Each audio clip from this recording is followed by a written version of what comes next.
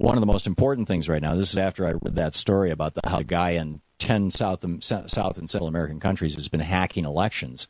We're getting calls from people all over the country saying that their Democratic voter registration has been either switched to independent, switched to Republican, or deleted altogether. And I mean, it's even apparently it happened to Randy Rhodes. I mean, it happened to a friend of mine who's a movie producer. It has happened to all these. And all kinds of people who've called in. So, number one, check your voter registration. Make sure that you're registered to vote in the state that you're going to vote in. I believe, frankly, I've heard people say, "Oh, this is like the Clinton campaign trying to screw with Bernie, or the Bernie campaign trying to screw." No, I think that this is the Republicans getting ready for November. They are trying to take down the number of Democrats who will be eligible to vote in November. So, check your voter registration. And then, Mark Taylor-Canfield in Seattle. Hey, Mark, what's up? How's the reporting business? Hey, Tom. Well, I've been very busy, of course, covering the Bernie Sanders campaign. He's like a rock star here in Seattle. You'd think the Beatles came to town when he was at Safeco Field the other day. But yes, I've been reporting actually for the Jeff Santos show now, broadcasting out of Boston. I'm a guest journalist there every week. I'm also a contributing editor for a new news organization called Democracy Watch News. And we have been watching the Bernie Sanders campaign on the West Coast very closely. It was way beyond my expectations for Bernie Sanders to win every single county in Washington State. So the Democrats Did he do that, really changing. Yes, he took every single county in Washington State, and actually 90% in Scandia County. So he's doing really well in some of the very rural counties. And Ms. Clinton actually did not pull over 40% in any particular county in Washington State. So the Democratic Party is really changing in Washington State. Yeah. One example of that is I think we're going to have a new U.S. Congresswoman, and I think it's going to be Pramila Jayapal. She's currently a state senator, but because her policies are so close to the Bernie Sanders campaign, she's getting a lot of support in Washington. So now that Jim McDermott is retiring, I really think that we're going to have a Congress member who's been more progressive. Yeah, and Jim McDermott was damn good. I mean, he was damn good on a whole variety of issues. But to have some, what this demonstrates is, I think everybody assumes Hillary Clinton has curtails. What this demonstrates is that Bernie Sanders does as well. Again, here in the Democratic Party, thank you, Mark, for the call. The Democratic Party, we have an embarrassment of riches. We've got a couple of brilliant candidates, either one of whom would make a very, very good president. And on the Republican side, oh, man, it's a train wreck. Thom Hartmann here on the best to the rest of economic and labor news. You need to know this. Millionaires in New York want to pay higher taxes. In fact, 51 of those wealthy individuals felt so strongly about paying their fair share that they have signed a letter to Governor Andrew Cuomo asking him to make their temporary high tax rates permanent. A group of millionaires includes names like Stephen Rockefeller, Abigail Disney, and they want to help their state invest in things like infrastructure and programs that help those in poverty.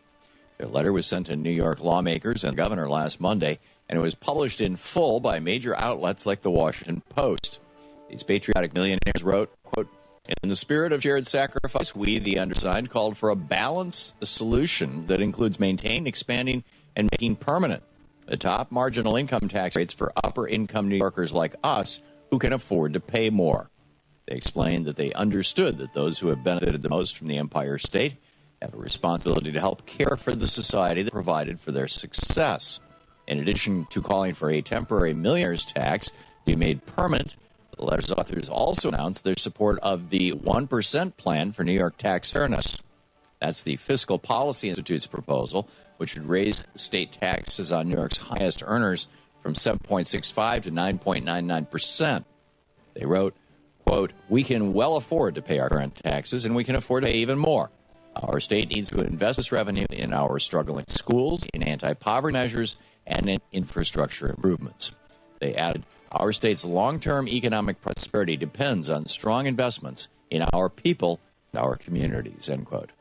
That's what being patriotic looks like. Hopefully, New York lawmakers listen to these millionaires and make sure that their state has the revenue to invest in programs and infrastructure that will help everyone succeed in the future. Our election process should be a national embarrassment. According to a new report from the Electoral Integrity Project, our elections, quote, were ranked worst of any long-established democracy, end quote. That research group is based out of Harvard University and the University of Sydney, and it was founded with the goal of improving accountability in government and elections.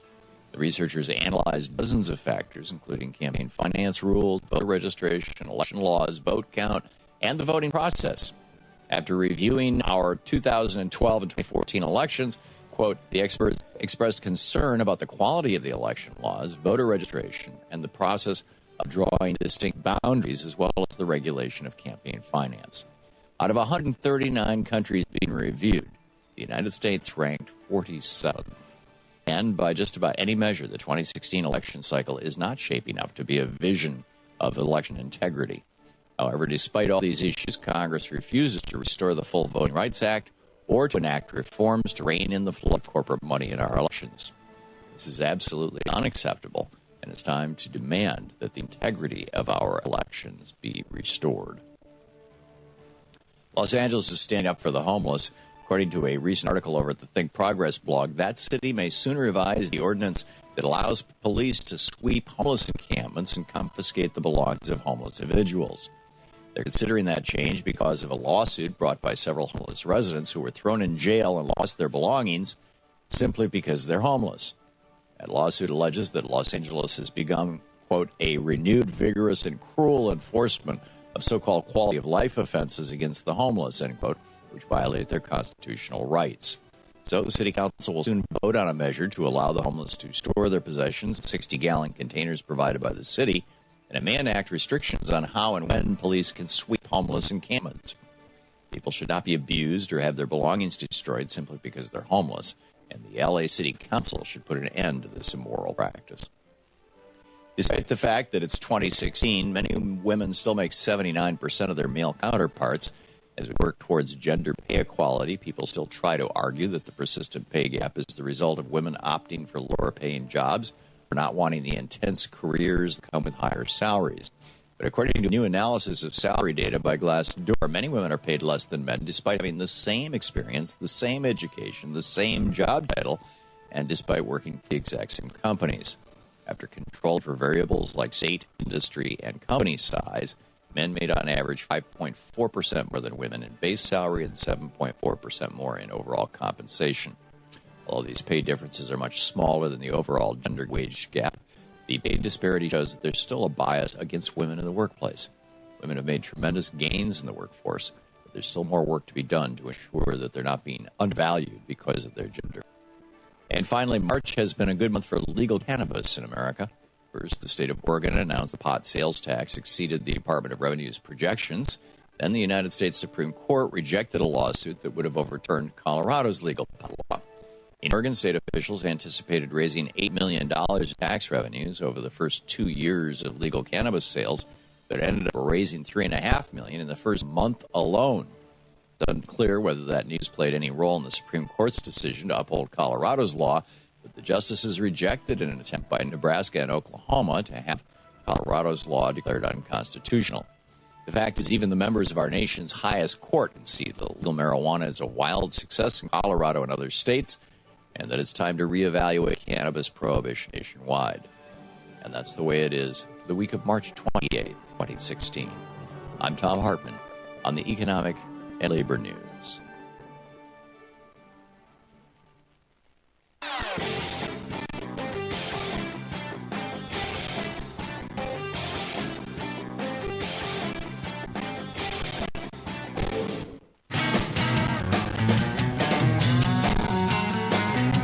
Welcome back. Thom Hartmann here with you. Without my monitors here, it's a little interesting. Anyhow, Don in Gilbert, Arizona, listening on Sirius XM. You want to disagree with me? You go to the front of the list. What do you want to disagree about? Hey, Tom. First of all, I want to say I've listened to you from day one. I love you. You're my professor, and this is the very first time I kind of disagree with you. Okay. I knew there was a but coming. What is it, John? It always is. Yeah. I kind of feel like you give Hillary too much credit and you don't give Bernie enough credit. And I would like to share with you why. there's a huge difference between Bernie and Hillary. And Hillary does not, yes, she runs as a Democrat, but she does not really represent the progressive values that Bernie is. And I think that if Bernie was not to become the nominee, then yes, of course, we need to support Hillary. But up until we get to that point, Hillary is nothing like Bernie. She hasn't committed to $15 an hour. She's not for global warming because she gets money from the fossil fuel. I mean, I could go on and on with stuff that you already know. Yeah. The reality is, John, that Hillary is, I think, moving in that direction, which is what politicians do, and that's a good thing. You want politicians to follow the people rather than try to lead the people. And frankly, that's what Donald Trump is doing. He's putting his finger to the wind, only he's not, doing it in some vague fashion. He's got 7 million Twitter followers. He'll just see what's trending, what's going on, and then he's got Michael Savage, of course, advising him. But I shouldn't make this about Donald Trump. But the reality is that Hillary may be our nominee. In fact, the probabilities are greater than 50%, shall we say. And really? But do you really think that, Tom? I really do. Yeah. I'm Bernie. I mean, Hillary can't even get 5,000. No. Well, let me finish my thought here, John. Even if the odds are only 10% that Hillary's going to be the nominee, and I think it's much higher than that. But I think it's over 50%, as I said. But no matter what the odds are, she might be our nominee, and so it is not useful, frankly, for us to be doing the circular firing squad routine at any point until the primary is decided on, frankly, either candidate. And this is the problem that I have with, crappy reporting like Greg Sargent this morning in the Washington Post Plumline column, where he says, well, maybe the Sanders campaign is talking about all the fossil fuel industry money that Clinton is taking, but I didn't hear that, so I'm going to write a whole column pretending that it's not. And it's like, there is a circular firing squad right now. Most of it's centered over the Washington Post with Jonathan Capehart and Greg Sargent and these guys. The conventional wisdom, the Beltway wisdom, Joyanne Reed and Joan Walsh, et cetera, that is doing a circular firing squad on Bernie. I'm not going to do that on Hillary. I just don't think it's wise. I think that by doing that, you damage the Democratic Party, you damage the base. We should all be saying, hey, we're all Democrats here, I would say even we're all progressives here. And if Hillary's our nominee, we're going to do everything we can to make sure that she governs as progressive, even, as assuming that she campaigns as one, which I think is a safe assumption. It's what her husband did in 92. It's what Barack Obama did in 2008.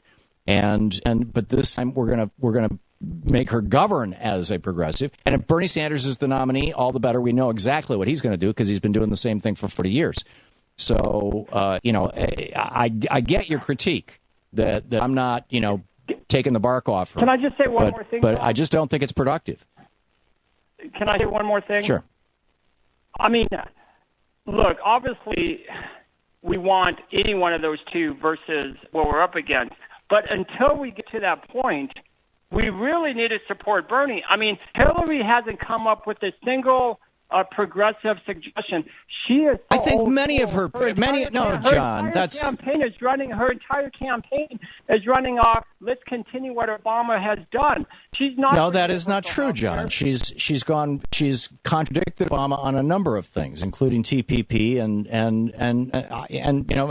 she's gone farther than Barack Obama. And these are good signs. When it first came out. John, I get it. You want to make the firing squad and put Hillary in the middle of it. I get it. No, I'm not making a firing squad, Tom. I'm calling it an ace of spade. I mean, Hillary in that one debate, she said in order to know what the TPP is, you need to read it. I have to apologize, comrades in Wisconsin, for not getting through a week ago last Monday, but today is the last day of early voting in Wisconsin. And one thing where early voting is really important is that if there's, for whatever reason, any problem with your registration, it would really suck to not find out until next Tuesday. Right. It's better to find out today so that you can have a couple of days to get things fixed. Right. Now, that said, the voter suppression law is being enforced. You have to have an ID to vote. Now, we also still have on-site registration. So if you show up at the voting place You bring your ID. If the address on your ID doesn't match the address where you're registering, you also have to bring like a utility bill or rent, something that proves your address. So some of the early registration stuff is still in place. Yeah, I had to go. I walked the place where you register to vote here in D.C. is about 10 blocks from where I live, and I had to walk back and forth 4 times because I show up and I say, okay, here's my Social Security card, here's my passport. No, that's not enough. You've got to have a utility bill. Okay, here's my utility bill. That utility bill isn't a good enough utility bill. We need, how about a phone bill? Oh, here's my phone bill. Oh, that's a cell phone bill. That doesn't count.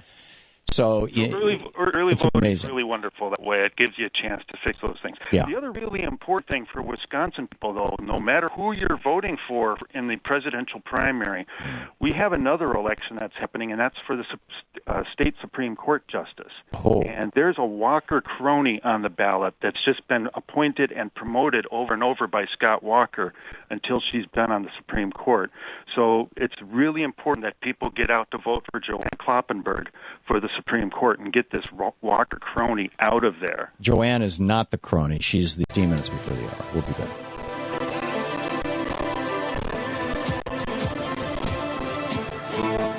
You're listening to Thom Hartmann. Visit ThomHartmann.com for audio and video archives. We'll be back with more of your calls right here on Anything Goes Friday on the Thom Hartmann program.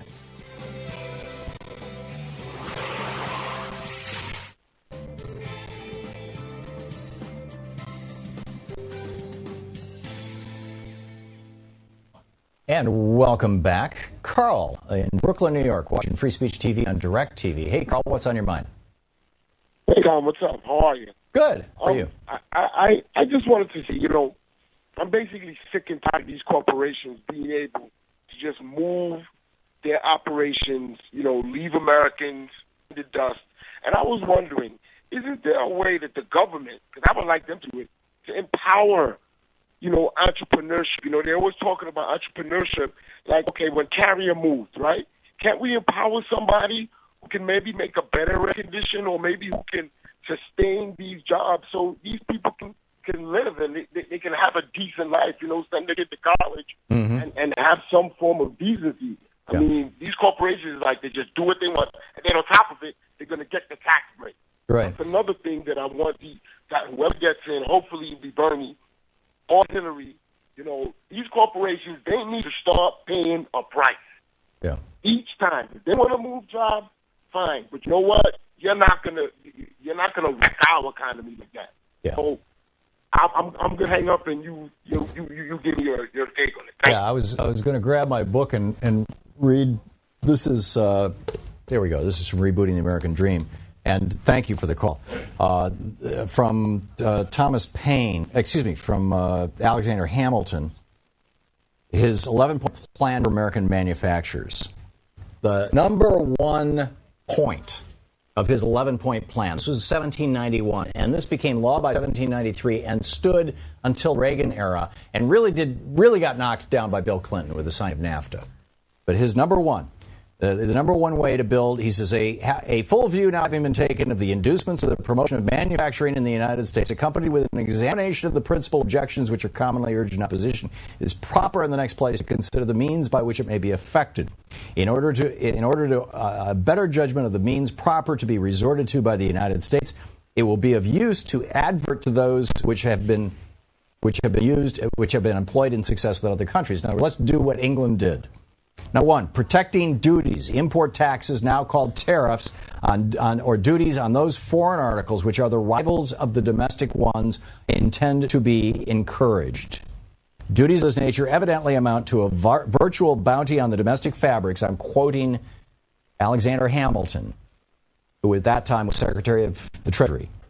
Duties of this nature evidently amount to a virtual bounty on domestic fabrics, since by enhancing the charges on foreign articles, they enable the American manufacturers to undersell all their foreign competitors.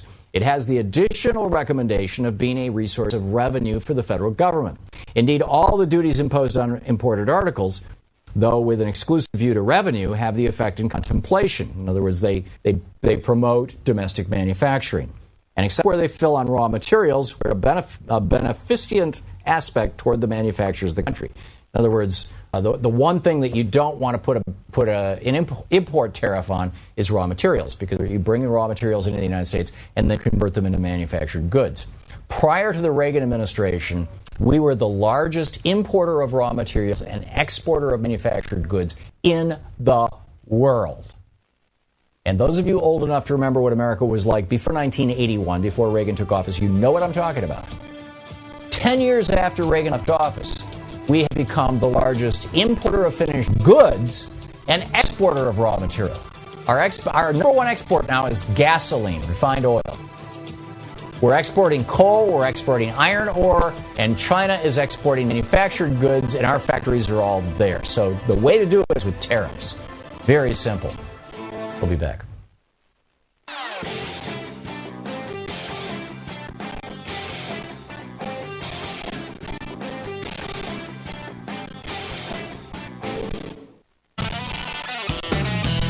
Welcome back. 10 minutes before the hour. Thom Hartmann here with you. And Debbie, listening to Sirius XM in Versailles. Is it Versailles or Versailles, Missouri? Versailles. Okay, it's been anglicized. Yeah. So what's up, Debbie? Yeah. I'm so excited to talk to you. I'm well-educated, but I'm one of those low-information voters. Okay. So I started to listen to your show, and I have found it so good, and I just wanted to say that I was a Republican, and that once I've seen what's behind the curtain, I feel so bad that I've never voted Republican. Wow. That's remarkable. Yeah. And I just wanted to say, I wanted to talk about the Christian faith, and I'm a believer, but the Bible doesn't support Republicans, because when Paul spoke about respecting the government, and he was talking about the Roman Empire. Right. Right. It was nowhere near a Christian government. Yeah. And I think we have to, in order to go along with each other, we have to have separation of church and state. Yeah. Impeding our president 110% on everything, signing a pledge. As a person of color, I have this feeling of microaggression when people can't even refer to our president as president, just Obama, not even dignifying him with the name president, or the pledge they signed, or unjustified blame based on the domino effects of the Republicans' actions. Yeah. The Republicans want to destroy America so they can blame it on that black man in office, Obama. I agree. And I get frustrated. Sometimes I feel I'm forgetting white America can't see the bigger picture and judging him as any other person out there, or other past presidents, and not seeing. Right. So for you to be mad at the president because of that's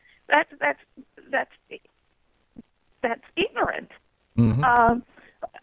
Also, in reference to our president, when we elected our president Obama, and we put it this way, it's like hiring a cook and not giving him pots and pans. It's like hiring a baseball player and not giving him a ball, and then you blame him for losing the game or not creating that gourmet meal that you wanted. Right.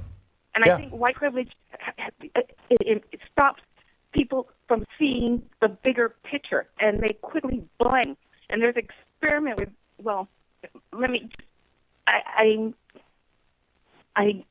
I just had to call and say, people, please, let's start with the pledge. Let's talk about what is good for America. Yeah. He is in office. Yep. I absolutely agree. And I, as Bernie Sanders keeps pointing out, he says, President Obama's father was born in Kenya. My father, Bernie says, was born in Poland. Why has nobody asked me for my birth certificate? Could it have something to do with the color of my skin? And I think he has just nailed it. And I completely agree with you, Dee. who was born in Canada. We're not even talking about that. Right. How about it's white people in Canada. Canada and America. Yeah. No one's talking about that. Yeah, nobody wants to build a border wall there. Well, we're not so freaked out about white people. Yeah, you're absolutely right, Dee. You're absolutely right. Thank you for the call, and thank you for making your point. You did it very well. And thanks for watching Free Speech. Rich in Greenwood, Indiana. Hey, Rich, what's up? Hey, Tom, thank you. On the big picture, some episodes ago, you were talking about a kiss-up, kick-down kind of guy, as I think it was in reference to Christie. And I don't know if it was my linking of it with Christie or you actually No, I've identified, in fact, on this radio show, in my opinion, Chris Christie is that classic kiss-up, kick-down guy. The people who suck up to power above them, and when they get power, they basically, dump on people below them. It's an element of psychopathy. Yeah. It was an amazing moment when he closed that bridge.